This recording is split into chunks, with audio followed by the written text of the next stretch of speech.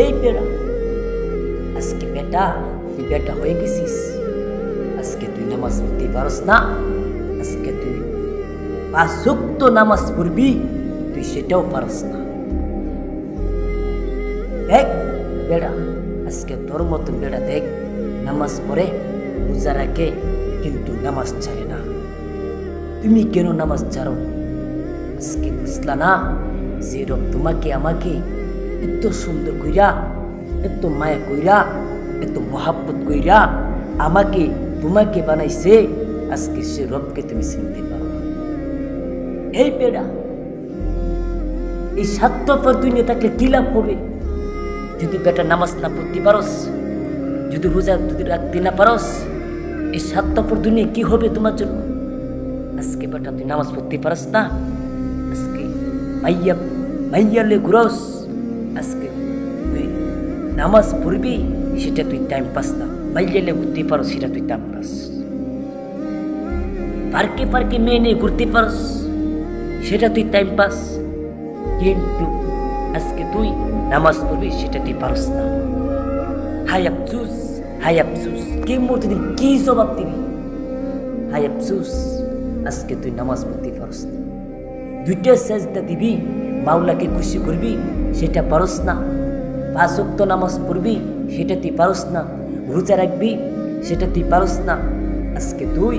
আজকে তুমি কেমন হয়ে গেছো? আজকে তুমি বেশি বেশি করে মমতাজের গান শুনো, মাহিয়াফার গান শুনো, কিন্তু আজকে তুই নামাজ পড়তে পারো না। হাই আফসোস, কি জবাব দিবা তুমি? কি জবাব দিবা? কিছু জবাব দিতে পারবো না। এই জন্য সময় থাকতে বেশি বেশি আল্লাহকে স্মরণ করো, বেশি বেশি নামাজ পড়ো। এটাই তোমার জন্য মুসলমানের দায়িত্ব। আজকে বেটা নামাজ পড়তে পারস না, রোজা রাখতে পারস না। দেখ তোর মতন বান্দা, কিন্তু দেখ 5 ওয়াক্ত নামাজ পড়ে কিন্তু আল্লাহ তার রিজিক বন্ধ করে নাই। কোন বেটা তোকে বলছিস যে 5 ওয়াক্ত নামাজ পড়লে তোর রিজিক বন্ধ করবে? আজকে মানুষের যুদ্ধ লিয়া তুই নামাজ পড়তে পারস না।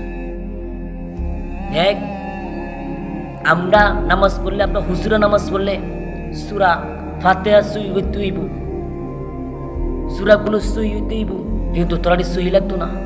তোর কোন বেটা বলছে তোর সই লাগতো না? আজকে তুই নামাজ পড়তে পারস না। আজকে হুজুর তাল মিলাস, হুজুরটে সই হইতে হইব, ইমাম সাহেব হুজুরটা তাইতে সই হইতে হইব, আমার সই লাগতো না। আজকে সে দান্দা ফিরা আজকে নামাজ পড়তে পারস না। কি জবাব দিবি আল্লাহর কাছে? কি জবাব দিবি? কি জবাব দিবি আল্লাহর কাছে? হাসরের দিন ওয়ামাইয়া আমাল মিসকালা যাররাতিন শাররান ইয়ারা, যখন যাররা পরিমাণ লয়ে যখন কবরে যাইবা, তখন আল্লাহ প্রত্যাশ করতে পারবে না।